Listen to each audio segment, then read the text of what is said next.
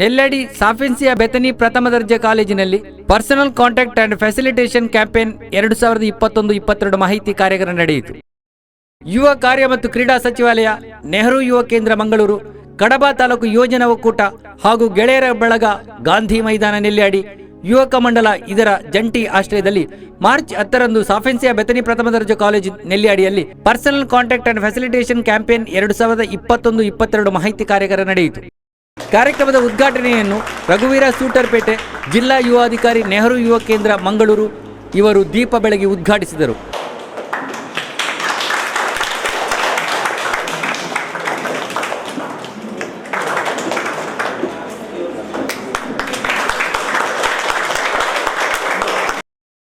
But the real challenges we come to know that when we passed out from the college, degree ಹೊರಗಡೆ ಬಂದಾಗ ಡಿಗ್ರಿಯಲ್ಲಿ ಇರುವಾಗ ಒಂದಷ್ಟು bunch of friends ಇದ್ರು, ಈಚೆಗೆ ಫ್ರೆಂಡ್ಸ್ ಇದ್ರು, ಆಚೆಗೆ ಫ್ರೆಂಡ್ಸ್ ಇದ್ರು, ಊಟಕ್ಕೆ ಹೋಗೋ ಫ್ರೆಂಡ್ಸ್ ಇದ್ರು, ಹೊರಗಡೆ ಬರೋ ಫ್ರೆಂಡ್ಸ್ ಇದ್ರು.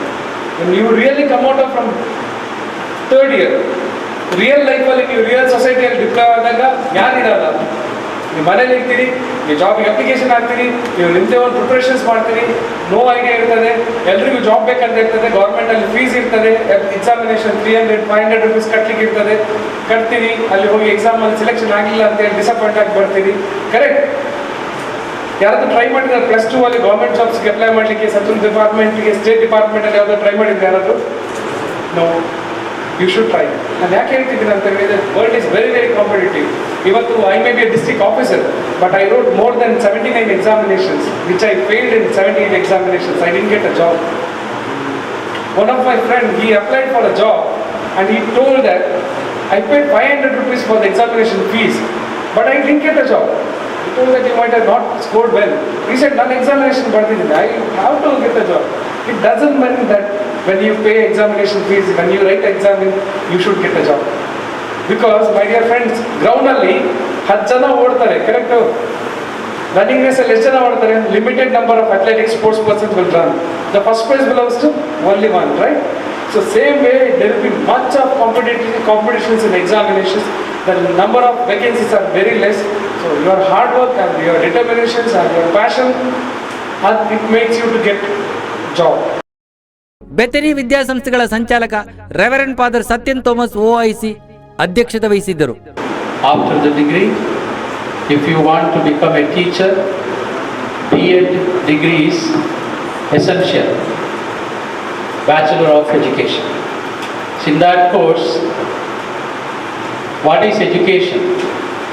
The definitions of education. Our famous, renowned educationists like Gandhiji and Rabindranath Tagore, Rabindranath Tagore defined education is extracting or taking out the best from a person, which cannot be visible, which cannot be seen outside, but through the process of education, the best thing inherent in a person that is extracted or that is taken out from that student. ಮುಖ್ಯ ಅತಿಥಿಗಳಾಗಿ ಸುರೇಶ್ ರೈ ಸೂಡಿಮುಳ್ಳು, ಅಧ್ಯಕ್ಷರು ದಕ್ಷಿಣ ಕನ್ನಡ ಜಿಲ್ಲಾ ಯೋಜನಾ ಒಕ್ಕೂಟ, ಶಿವಪ್ರಸಾದ್ ರೈ ಮೈಲೇರಿ, ಅಧ್ಯಕ್ಷರು ಕಡಬ ತಾಲೂಕು ಯೋಜನಾ ಒಕ್ಕೂಟ. ಈ ತಾಲೂಕಲ್ಲಿ ಒಂದು ಯಶಸ್ವಿ ತಾಲೂಕನ್ನಾಗಿ ಮಾಡಬೇಕು ಅಂತ ಆಸೆ ಇದೆ. ಖಂಡಿತ ಈ ರೀತಿ ನೀವೆಲ್ಲ ಯುವ ಜನತೆ ಇದ್ರಿ, ಈ ದೇಶದ ಆಸ್ತಿ. ಖಂಡಿತ ನೀವು ದಾರಿ ತಪ್ಪಿದ್ರೆ ಈ ದೇಶದ ಅಧೋಗತಿಗೆ ಹೋಗೋದಕ್ಕೆ ಏನು ಸಂಶಯ ಇಲ್ಲ. ಹಾಗಾಗಿ ನಿಮಗೆ ಆದಷ್ಟು ತರಬೇತಿಯನ್ನು ಕೊಡಬೇಕು, ನಿಮ್ಮನ್ನ ಈ ದೇಶದ ಆಸ್ತಿಯನ್ನಾಗಿ ಮಾಡಬೇಕು ಅನ್ನೋಂಥದ್ದು ಒಂದೇ ಒಂದು ಉದ್ದೇಶದಿಂದ ನೆಹರು ಯುವ ಕೇಂದ್ರ ಇರ್ಬೋದು, ಯೋಜನಾ ಒಕ್ಕೂಟ ಇರ್ಬೋದು, ಎಲ್ಲವೂ ಕೂಡ ಇಲ್ಲಿ ಈ ರೀತಿಯ ಕಾರ್ಯವನ್ನು ಇಲ್ಲಿ ಮಾಡುವಂಥದ್ದು. Reverend father Melvin Mathew OIC ಪ್ರಾಂಶುಪಾಲರು, ಸಾಫೆನ್ಸಿಯಾ Bethany college Nelyadi. Generic way, and slowly she built to the financial discipline, and finally she ended the session about the financial malpractice that can lead to fraud in our lives. Jayananda ಬಂಟ್ರಿಯಾಲ್ ನಿರ್ದೇಶಕರು, ಕಡಬ ಯೋಜನಾ ಒಕ್ಕೂಟ, ರತ್ನಾಕರ್ ಶೆಟ್ಟಿ ಅಧ್ಯಕ್ಷರು, ಗೆಳೆಯರ ಬಳಗ, ಗಾಂಧಿ ಮೈದಾನ ನೆಲ್ಯಾಡಿ, ರಿಕ್ಸನ್ ಗಲ್ಫಾವೋ ಮೊದಲಾದವರು ವೇದಿಕೆಯಲ್ಲಿ ಉಪಸ್ಥಿತರಿದ್ದರು. ಕಾರ್ಯಕ್ರಮದ ಸಂಪನ್ಮೂಲ ವ್ಯಕ್ತಿಯಾಗಿ ಉಷಾ ನಾಯಕ್, ತರಬೇತಿದಾರರು ಬೆಳ್ತಂಗಡಿ ಇವರು ವಿದ್ಯಾರ್ಥಿಗಳಿಗೆ ಸರ್ಕಾರದಿಂದ ದೊರೆಯುವ ಸವಲತ್ತುಗಳು ಮತ್ತು ಪದವಿ ನಂತರ ವಿದ್ಯಾರ್ಥಿಗಳು ನಡೆಸಬಹುದಾದ ಉದ್ಯೋಗಗಳ ಬಗ್ಗೆ ಮಾಹಿತಿ ನೀಡಿದರು. ಕೌಶಲ್ಯಾಧಾರಿತ ಉದ್ಯೋಗಗಳ ಬಗ್ಗೆ ಪರಿಚಯ ನೀಡಿ ಸರ್ಕಾರ ನೀಡುವ ಸವಲತ್ತುಗಳ ಬಗ್ಗೆ ಮಾಹಿತಿ ನೀಡಿದರು. ಒಂದು ಒಂದು ಪ್ರಾಡಕ್ಟ್ ಅಂತ ಅವರು ಡಿಕ್ಲೇರ್ ಮಾಡಿದ್ದಾರೆ. ನಮ್ಮ ಜಿಲ್ಲೆಗೆ, ದಕ್ಷಿಣ ಕನ್ನಡ ಜಿಲ್ಲೆಗೆ ಇರುವ ಪ್ರಾಡಕ್ಟ್ ಯಾವುದು ಅಂದರೆ ಮೀನಿನ ಸಂಸ್ಕರಣಾ ಘಟಕವನ್ನು ನೀವು ಮಾಡುದಿದ್ರೆ, ಯಾವ ಥರ ಮೀನಿನ ಸಂಸ್ಕರಣಾ ಘಟಕ ಅಂತ ಹೇಳಿದರೆ, ಮೀನನ್ನು ತರುವಂಥದ್ದು ಬಂದರಿಂದ ಅದನ್ನು ಕ್ಲೀನ್ ಮಾಡಿ, ಅದನ್ನು ಫ್ರೀಸ್ ಮಾಡಿ, ಕೆಡದಂತೆ ಅದನ್ನು ಪ್ಯಾಕೆಟ್ಗಳಾಗಿ ಮಾಡಿ ಮಾರುವಂಥದ್ದು. ಇಲ್ಲ ಅಲ್ಲಿಂದ ಮೀನು ತಂದಾದ ನಂತರ ಅದನ್ನು ಕ್ಲೀನ್ ಮಾಡಿ ಅದಕ್ಕೆ ಮಸಾಲೆ ಎಲ್ಲ ಹಚ್ಚಿ ಬೇರೆ ಬೇರೆ ಅಂಗಡಿಗಳಿಗೆ, ಹೋಟೆಲ್ಗಳಿಗೆ ಮಾರುವಂಥದ್ದು. ಇಲ್ಲ ಮೀನಿನ ಚಟ್ನಿ ಪುಡಿ, ಮೀನಿನ ಚಕ್ಕುಲಿ, ಮೀನಿನ ಹಪ್ಪಳ, ಮೀನಿನ ಉಪ್ಪಿನಕಾಯಿ ಇಂತಹದನ್ನೆಲ್ಲ ತಯಾರಿಸೋದು. ನೆಗಡಬೇಡಿ, ಒಬ್ಬರು ಮುಸ್ಲಿಂ ಮಹಿಳೆ ನಮ್ಮ ಲಾಯ್ಲಾ ಗ್ರಾಮ ಬೆಳ್ತಂಗಡಿನಲ್ಲಿ ಮೀನಿನ ಚಕ್ಕುಲಿಯನ್ನು ಮಾಡ್ತಾರೆ ಮತ್ತು ಅವರ ಪ್ರಾಡಕ್ಟಿಗೆ ತುಂಬಾ ಬೇಡಿಕೆ ಇದೆ. ಆಯ್ತಾ? ಇದಕ್ಕೆ ತರಬೇತಿಯಲ್ಲಿ ಸಿಗ್ತದೆ ಅಂತ ನೀವು ಕೇಳ್ಬೋದು. ನಾನು ಏನು ಹೇಳಲಿಕ್ಕೆ ಇಷ್ಟಪಡ್ತೇನೆ, KVK ಕೃಷಿ ವಿಜ್ಞಾನ ಕೇಂದ್ರದಲ್ಲಿ ಫ್ರೀ ಆಗಿ 8 ದಿನಗಳ ಅಥವಾ 10 ದಿನಗಳ ಟ್ರೈನಿಂಗ್ ಕೊಡ್ತಾರೆ ಇಂತಹ ಪ್ರಾಡಕ್ಟ್ಗಳನ್ನು ಯಾವ ತರ ತಯಾರಿಸುವಂಥದ್ದು ಅಂತ. ಅಲ್ಲದೆ ನೀವು ಅಪ್ಲಿಕೇಶನ್ ಹಾಕಿದ ನಂತರ ನಿಮಗೆ ಒಬ್ಬ ಸರ್ಕಾರದಿಂದ ಹೆಲ್ಪಿಂಗ್ ಹ್ಯಾಂಡ್ ಆಗಿ ಒಬ್ಬ ಡಿಸ್ಟ್ರಿಕ್ಟ್ ಲೆವೆಲಲ್ಲಿ ಆಫೀಸರ್ ಇರ್ತಾರೆ. ಅವರು ನಿಮಗೆ ಪ್ರಾಜೆಕ್ಟ್ ಮಾಡಲಿಕ್ಕೆ ಎಲ್ಲಿ ಹೋಗಬೇಕು, ಬ್ಯಾಂಕ್ ಜೊತೆ ಯಾವ ಥರ ಕಾಂಟ್ಯಾಕ್ಟ್ ಮಾಡಬೇಕು, ಇಂಥ ಎಲ್ಲ ವಿಷಯಗಳ ಬಗ್ಗೆ ನಿಮಗೆ ಫ್ರೀಯಾಗಿ ಮಾಹಿತಿಯನ್ನು ಕೊಡ್ತಾರೆ. ನಿಮ್ಮ ಬೆನ್ನ ಹಿಂದೆ ನಿಂತು ನಿಮ್ಮ ಕೆಲಸವನ್ನು ಮಾಡಿಸಿಕೊಡ್ತಾರೆ. ಇದು ಕೂಡ ಒಂದು ಅವಕಾಶ ಸರ್ಕಾರದಿಂದ ಇದೆ. ಇದಕ್ಕೆ ನೀವು ಯಾವುದೇ ರೀತಿಯ ಲಂಚ ಅಥವಾ ನೀವು ಯಾವುದೇ ರೀತಿಯ ಹಣ ಕೊಡಬೇಕಂತಿಲ್ಲ. ಯಾಕಂದ್ರೆ ನಿಮ್ಮ ಲೋನ್ ಸ್ಯಾಂಕ್ಷನ್ ಆದರೆ ಸರ್ಕಾರದಿಂದ ಅವರಿಗೆ ಕಮಿಷನ್ ಇದೆ, ಸಂಬಳ ಬೇರೆ ಕಮಿಷನ್ ಬೇರೆ ಇದೆ. ಹಾಗಾಗಿ ಫ್ರೀಯಾಗಿ ಹೆಲ್ಪ್ ಮಾಡುವಂತಹ ಒಂದು ಹ್ಯಾಂಡ್ ಸರ್ಕಾರದ ಮುಖಾಂತರ ನಿಮಗೆ ಇದೆ ಅಂತ ಹೇಳಿದ್ರೆ, ಆಹಾರ ಉತ್ಪನ್ನ ಘಟಕಗಳು. ಯಾವುದು ಆಹಾರ ಉತ್ಪನ್ನ ಅಂತ ಹೇಳಿದ್ರೆ ಫುಡ್ ಪ್ರೊಸೆಸಿಂಗ್ ಯೂನಿಟ್ಸ್, ಅದರಲ್ಲಿ ಎಣ್ಣೆ ಮಿಲ್ ಆಗ್ಬೋದು, ಆಯ್ತಾ, ಕೋಳಿ ರೊಟ್ಟಿ ತಯಾರಿಸುವಂತಹ ಘಟಕ ಆಗಿರಬಹುದು, ಅಥವಾ ಬೇಕರಿ ಇರಬಹುದು, ಅಥವಾ ಸ್ವೀಟ್ಗಳನ್ನು ಮಾಡುವಂತಹ ಘಟಕ ಆಗಿರ್ಬೋದು, ಹಪ್ಪಳ ಸಂಡಿಗೆ ಉಪ್ಪಿನಕಾಯಿ ಮಾಡುವಂತಹ ಘಟಕ ಆಗಿರಬಹುದು, ಅಥವಾ ನೀವು ಒಂದು ಹೊಸ ಇಂಡಸ್ಟ್ರಿಯನ್ನು ಪ್ರಾರಂಭ ಮಾಡಬಹುದು, ನಿಮ್ಮದೇ ಸಂಸ್ಥೆಯನ್ನು ಪ್ರಾರಂಭ ಮಾಡಬಹುದು. ಇಂಥದ್ದೇನಾದ್ರೂ ನೀವು ಮಾಡ್ತೀರಿ ಅಂತ ಆದ್ರೆ ಕೇಂದ್ರ ಸರ್ಕಾರದಿಂದ ನಿಮಗೆ ಬಿಲ್ಡಿಂಗ್ ಕಟ್ಟಲಿಕ್ಕೆ ಅಂತ ಹೇಳಿ 20 ಒಟ್ಟು ಪ್ರತಿ ವರ್ಷ 20 ಲಕ್ಷ ಕೊಡ್ತಾರೆ. ಫ್ರೀಯಾಗಿ ಕೊಡುವಂಥದ್ದು ಬಿಲ್ಡಿಂಗ್ ಕಟ್ಟಲಿಕ್ಕೆ.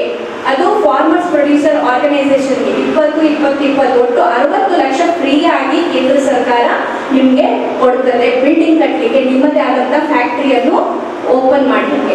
ಅದರ ಜೊತೆಯಲ್ಲಿ ಮೇಡಮ್ ಲೋನ್ ಬೇಕಲ್ಲ ಮೆಷಿನರಿಗೆ, ಕೆಲಸಗಾರರಿಗೆ ಸಂಬಳ ಕೊಡಲಿಕ್ಕೆ, ಇಂಥದಕ್ಕೆಲ್ಲ ಅಂತ ಹೇಳಿ 2 ಕೋಟಿಯ ತನಕ ನೋ ಕೊಲ್ಯಾಟರಲ್ ಸೆಕ್ಯೂರಿಟಿ ಇಲ್ಲದೆ, ಸೆಕ್ಯೂರಿಟಿ ಯಾವುದೇ ಸೆಕ್ಯೂರಿಟಿ ಗ್ಯಾರಂಟಿ ಇಲ್ಲದೆ ಕೊಡ್ತದೆ.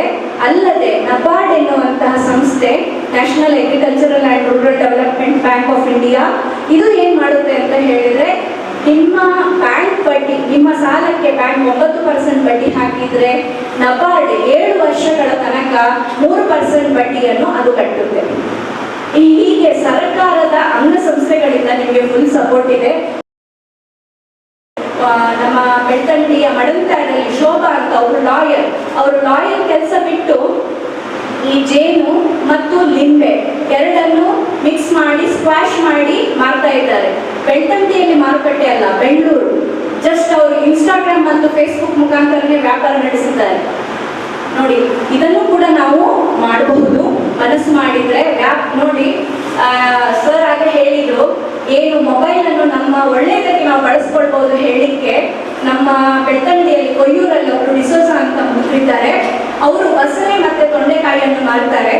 ಯಾವುದರಿಂದ? ವಾಟ್ಸಪ್ಪಲ್ಲಿ ಮೆಸೇಜ್ ಹಾಕಿ, ವಾಟ್ಸಪ್ಪನ್ನು ಅವರು ಬಳಸಿಕೊಂಡು ಬಸಳೆ ಮತ್ತೆ ತೊಂಡೆಕಾಯಿಯನ್ನು ಮಾರ್ತಾ ಇದ್ದಾರೆ. ಅದು ಕೂಡ ಸಕ್ಸಸ್ ಆಗಿದೆ. ಇಂಥದ್ದು ಅಂದರೆ ಮಾಧ್ಯಮವನ್ನು ನಾವು ಒಳ್ಳೆಯ ರೀತಿಯಲ್ಲಿ ಬಳಸಿಕೊಂಡ್ರೆ ಖಂಡಿತವಾಗಿ ನಾವು ಸಕ್ಸಸ್ ಆಗಲಿಕ್ಕೆ ಸಾಧ್ಯ ಇದೆ. ಜಯನಂದ ಬಂಟ್ರಿಯಾಲ್ ಸ್ವಾಗತಿಸಿ ದೀಕ್ಷಾ ಮ್ಯಾಥ್ಯೂ ನಿರೂಪಿಸಿದರು. ಸಂಯುಕ್ತ ಜೈನ್ ಅಭಿಪ್ರಾಯ ತಿಳಿಸಿದರು. ಹೀಗೆ ನಾನು ಇದರ 2 ಕಾರ್ಯಕ್ರಮದಲ್ಲಿ ಭಾಗವಹಿಸಿದ್ದೆ. ಇದರ ಅಂತಾರಾಷ್ಟ್ರೀಯ ತರಬೇತುದಾರರು ಸುಶಾಂತ್ ಪೂಜಾರಿ ಬಿರವು ಇವರ ಕಾರ್ಯಕ್ರಮದಲ್ಲಿ ಕೂಡ ಭಾಗವಹಿಸಿದ್ದೆ. ಉತ್ತಮ ಕಾರ್ಯಯೋಜನೆಗಳ ಮೂಲಕ ಯುವ ಶಕ್ತಿಗೆ ನವ ಹುರುಪನ್ನು ತುಂಬುವಂತಹ ಪ್ರಯತ್ನ ಮಾಡ್ತಾ ಇದ್ದಾರೆ. ಅದಕ್ಕಾಗಿ ದೊಡ್ಡ ಕೃತಜ್ಞತೆಗಳನ್ನು ಈ ಸಂಸ್ಥೆಗೆ, ನಮ್ಮ ಸಂಸ್ಥೆಯ ವತಿಯಿಂದ ಸಮರ್ಪಿಸ್ತಾರೆ. ಹಾಗಾಗಿ ಈ ಸಂದರ್ಭದಲ್ಲಿ ಕೃತಜ್ಞತೆ ಸಲ್ಲಿಸಬೇಕು. ಯಾಕಂದ್ರೆ ಕೋವಿಡ್ ಸಂದರ್ಭದಲ್ಲಿ ಮರಣಪಟ್ಟಂತಹ ಮನೆಯವರಿಗೆ ಹಣವನ್ನು ತಲುಪಿಸುವಂತಹ ವ್ಯವಸ್ಥೆಯನ್ನು ಅವರು ಮಾಡಿದ್ದಾರೆ ಅಂತ ಇಲ್ಲಿ ಹೇಳಿದ್ರು. ಅದಕ್ಕಾಗಿ ನಮ್ಮ ಸಂಸ್ಥೆಯ ವತಿಯಿಂದ ಮತ್ತೊಂದು ಕೃತಜ್ಞತೆಗಳನ್ನು.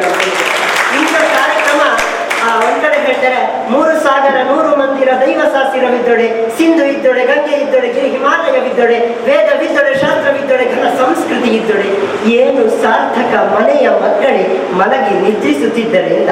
ಅಂದ್ರೆ ಎಲ್ಲವೂ ಇದೆ ನಮ್ಮ ಸಮಾಜದಲ್ಲಿ, ಎಲ್ಲವೂ ಇದೆ. ನಾವು ಯಾವುದನ್ನು ಹೇಳ್ತೇವೆ ಅಂತ ಹೇಳಿದ್ರೆ ಎಲ್ಲಿ ನೆಗೆಟಿವಿಟಿ ಇದೆ, ಇದರಲ್ಲಿ ಅದು ಆಗುದಿಲ್ಲ, ಇದರಲ್ಲಿ ಇದು ಇಲ್ಲ, ಹೀಗೆ ನಾವು ಆಲೋಚಿಸ್ತೇವೆ.